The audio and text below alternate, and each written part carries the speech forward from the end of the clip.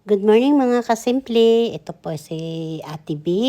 Nakatira ngayon dito sa Amerika. Ito po ang aming lugar. Papunta na po kami dito sa kalsada mga kababayan. Kumusta po kayong lahat dyan?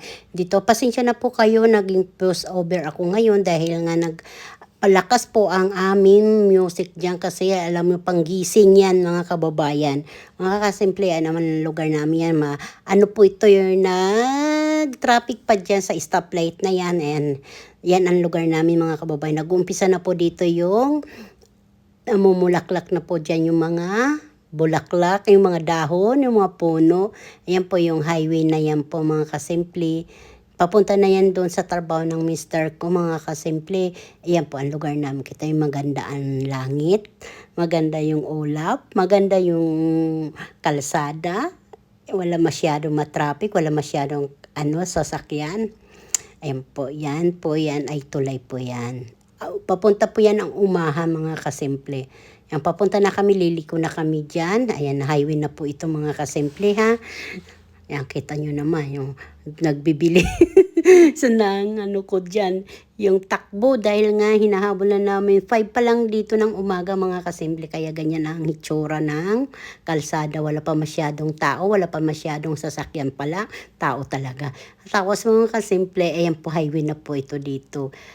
Katapos yan, hindi ko alam ngayon may truck pa pala dyan, ang siguro na nagpapahinga siya dyan. Tapos mag-aano po kami, mag-i-exit na po dyan mga kababayan ha.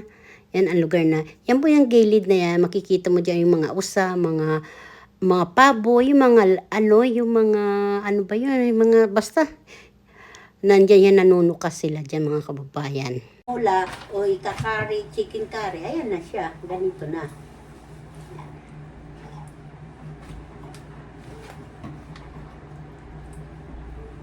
Pwede po yan ipiprito, chicken, joy, ganito. Siwain mo lang ganyan.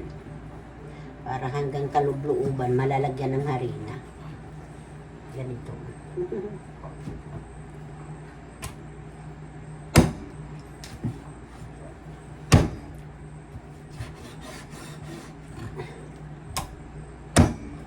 Lilit-litin lang natin kasi masarap yung pag maliliit. Kontra pag malaki, nakakasuya ba?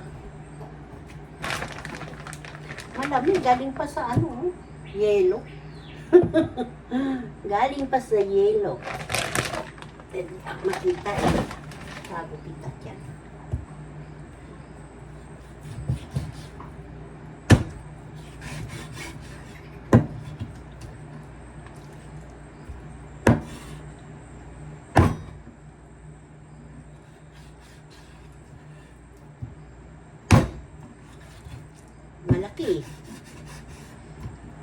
Malaki siya eh.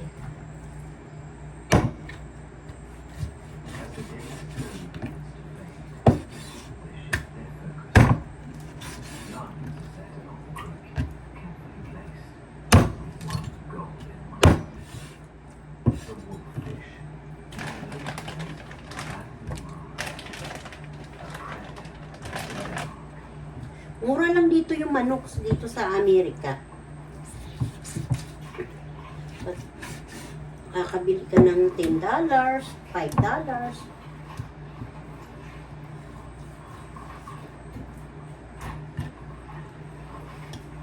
Kahit po yung yung pork chop, mura din basta mga karne mura dito.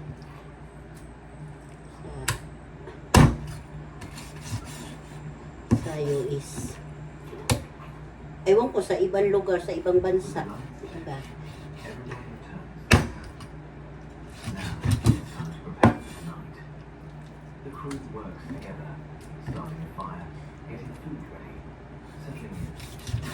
Kakatay, para ako nagkatay ng ng manok.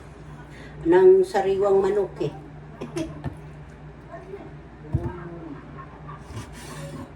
May maraming balahibo pa, pinutol ko na lang.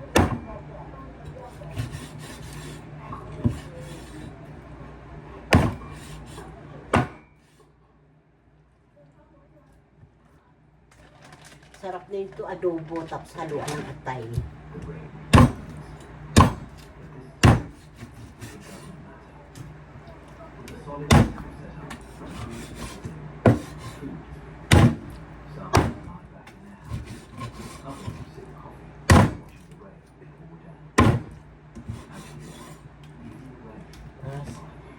Piprito mo crispy. Sarap. Crispy mo.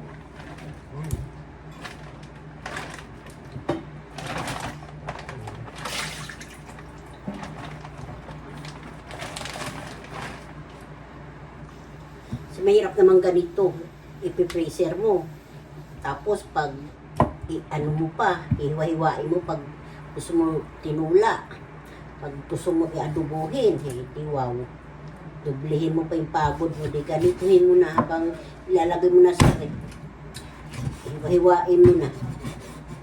Tapos papalamigin mo na lang para matanggal yung yelo. Basta sa freezer talaga kasi nag-yelo talaga ito eh.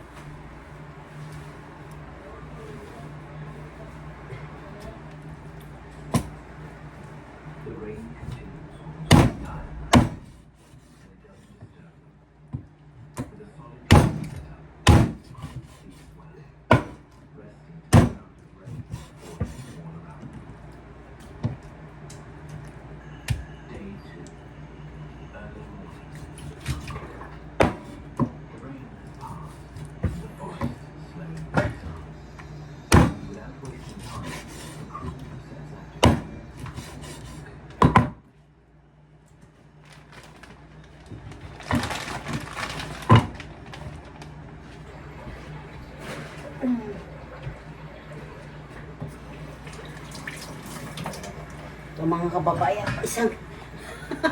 mga kasimple, ito na po yung manok, nakabalot na po. Lagay ko na po ito sa aking freezer. Ito. Nakabalot na po silang ganyan. 5 balot lang. Sabado, Lunes, Merkulis, Biyernes. Tsaka Biyernes, Merkulis. Ito naman pagprito. Siguro ano na ito mga kabawibis.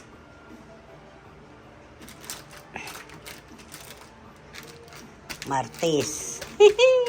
Merkulis, Lunes, Martes, Merkulis, Lunes. Lahat na po yan. 5 araw lang po yan mga kababayan. Hindi na naabot ng 1 linggo.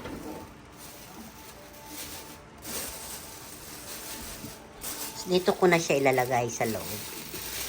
Ano po mga kababayan, pinakita ko na sa inyo ang aking lulutoy na 1 linggo. 1 linggo lang yan. Diba? Yan ang manok. Nakasib dito sa amin. Pamilya simple. Pwede po yan gagawin na mayroong gulay. Gigisa mo, tapos may manok. Masarap po yan. May miswa. May sutanghon. Tapos, may patula. May upo. Pwede po yung gawin ganyan. Gigisa nyo. Tapos, may malunggay. May tanglad. Lahat na po. Pwede po yan. Pag may tanglad, iba na yun. Tinula na. Pag tinula, pag curry naman, patatas, carrots, at saka may gata. Tapos barbecue, pwede po ihawin, pwede po ito, diba? Sige na po, ibabalot ko na, itatago ko na sila. Hello mga kasimple, mga kababayan. Magluluto ako ng paksiw na, ano pa pangalan nito? Dilis. Papaksiw ko siya mga kababayan. Ito po. Ganito ang dilis dito sa Amerika. Ganito dito ang lagayan. Tinanggal ko na sa plastic to. Anuhin ko siya sa dahon mga kasimple.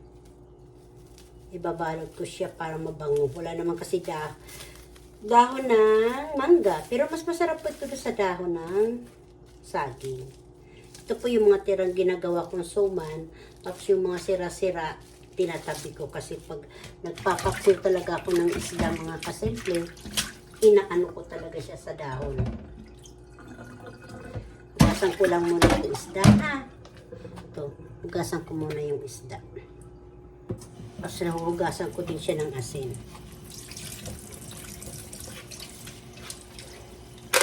Sarap sana ito kilawin, no?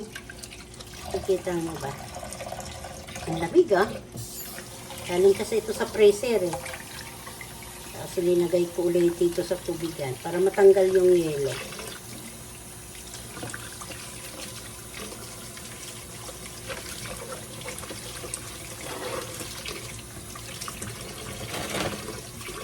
Hugasan ko muna siya. Paulit-ulit hanggang matanggal yung yung dugo. Tapos babalo. Lalagyan ko na yun ng suka. Hindi ko na siya alisin mga kababayan ng ulo.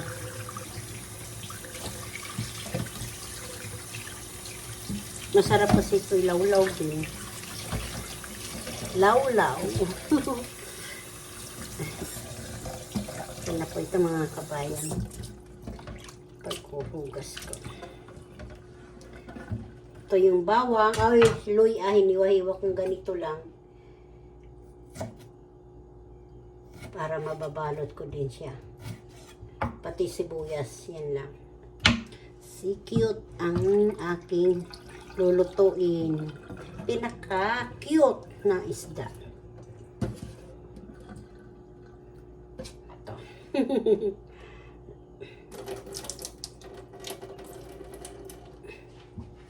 Ito pa yung haluin na para pag binalot ko na siya, may lasa na po.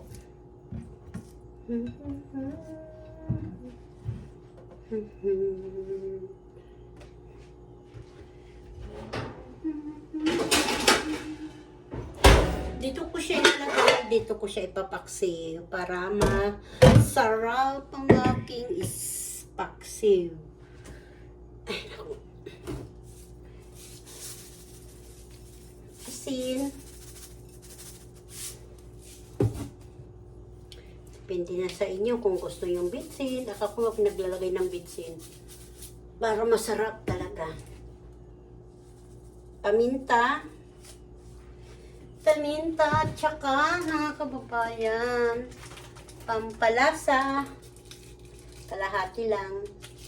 Durog-durogin mo na lang para mabilis na. Tapos suka. Suka.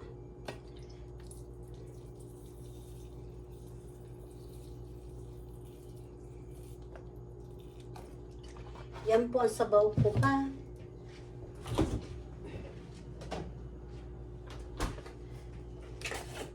Bawang.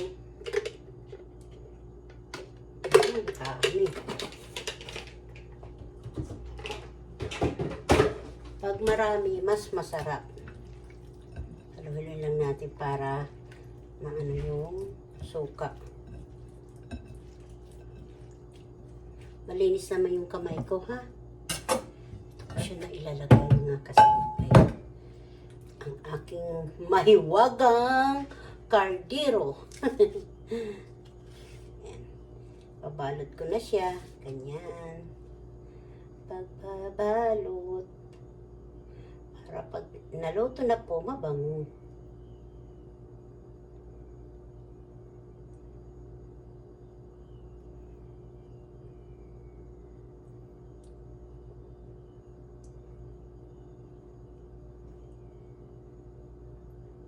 Ayan po, babalot na natin ganyan. Tapos ganun. Ayan na.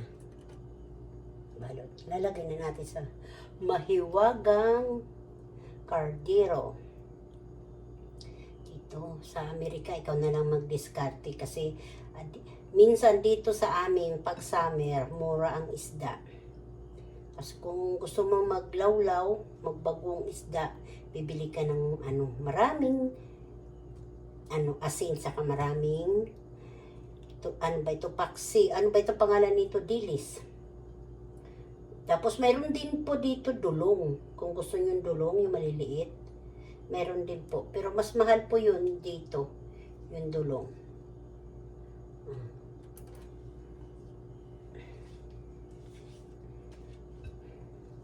Kasi, kung gagawin natin itong torta, mantika na naman. Samantala, papaksiw mo, suka lang, saka sibuyas bawang, ayos na. 2 kulo lang, iulam ka na. Wala pa pala ito paminta, hindi ko pala nalagyan. Ilalagay ko na lang sa ibabaw.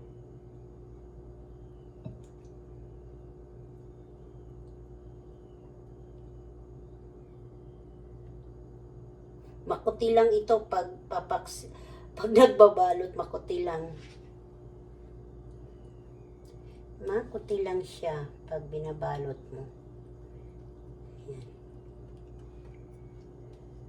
Dahon sibuyas lang yun, ha.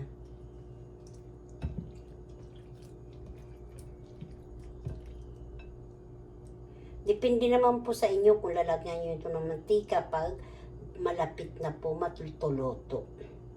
Pero ako ayoko ng mantika. Gusto ko suka lang saka konting tubig. Yun lang.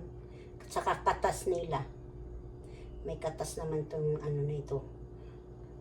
Dilis. Depende sa inyo, ha. Sa pagluluto nyo, kung tatanggalan nyo yung ulo. Kasi ako gusto ko may ulo lang. Yan. So, may ulo. Kunti na lang yung dahon ko. Hindi ako nakabili ng dahon dahil hindi naman ako gagawa mga kababayan ng suman.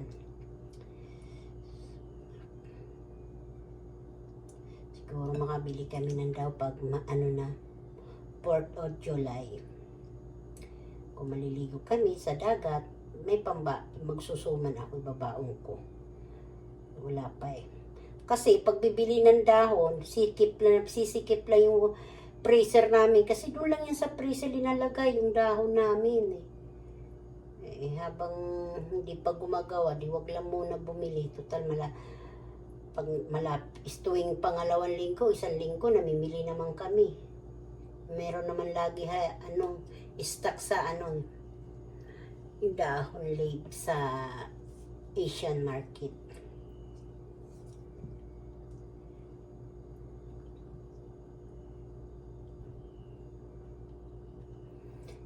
Native po ito, gawain ng native, pangmasa ng ulam. Pasensya na po yung hindi po umuulam nito, ha. Si Ate B, si Simple, mahilig po ito ng ganito. Native na pagkain. Alam naman, paglaking bukid, hanap-hanapin ang native na pagkain. Charot. Ayan, tapos na. Iahin ko na lang mga kababayan.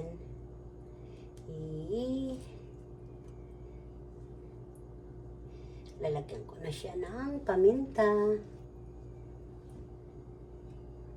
Yung mga kababayan, ang ibubuhos mo sa baw niya. Teka, hugas muna ako ng kamay. Kasi malangsa yan.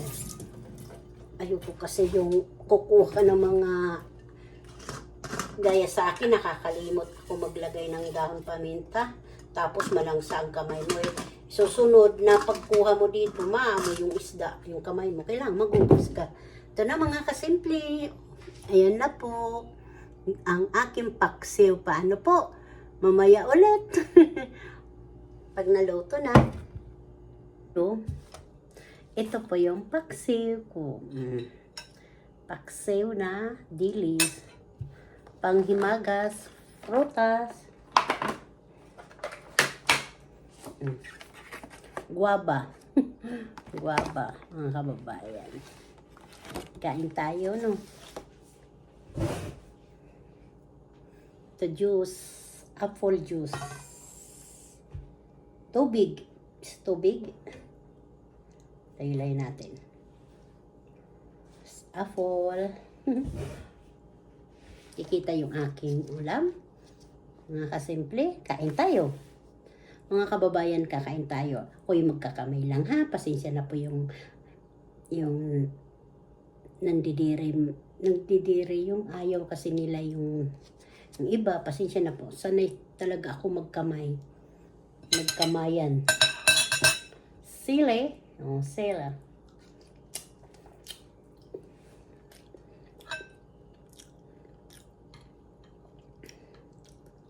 Kain tayo. Ito po, isang bugos na paksiw. Sarap po yan.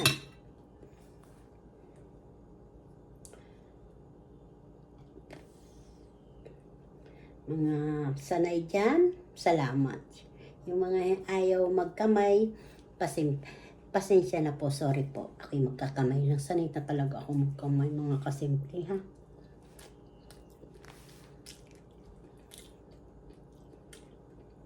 Kain po kayong lahat, mga kababayan ko. Nandito sa ibang lugar, sa ibang bansa, kain po kayo. Silim. Ang sarap pong paksiw ko. Suka lang ang sabaw. Tapos katas ng isda, dilis. Sarap po. Guava.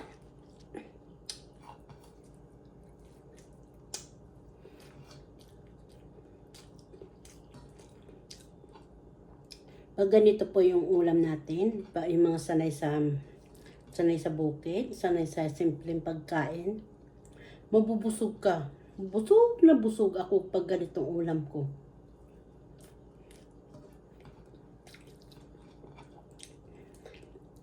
Noon po sa amin, maliit pa kami, tuwang-tuwa na kami pag ganitong ulam namin. Sobrang tuwa.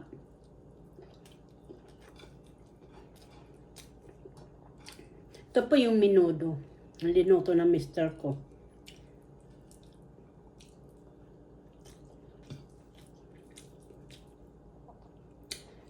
Pero kahit araw-araw, minuto-minuto ulam ko isda, okay sa akin. Tapos may gulay.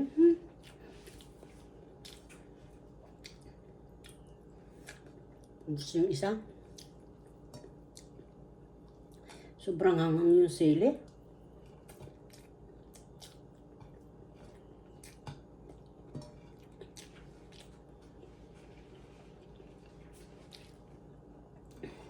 Basta po ako, kumakain na po ako, ha.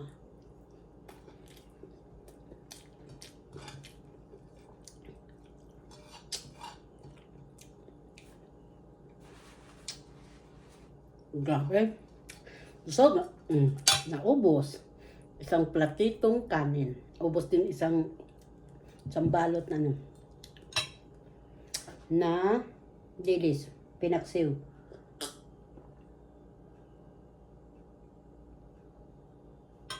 Ay, salamat po, Lord.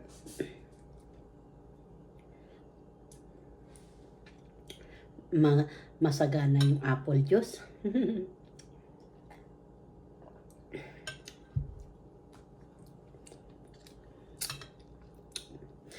Hindi ko na nagalaw po yung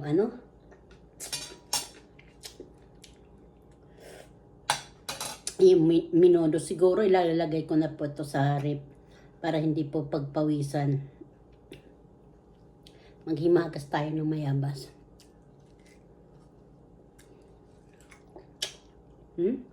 Sarap.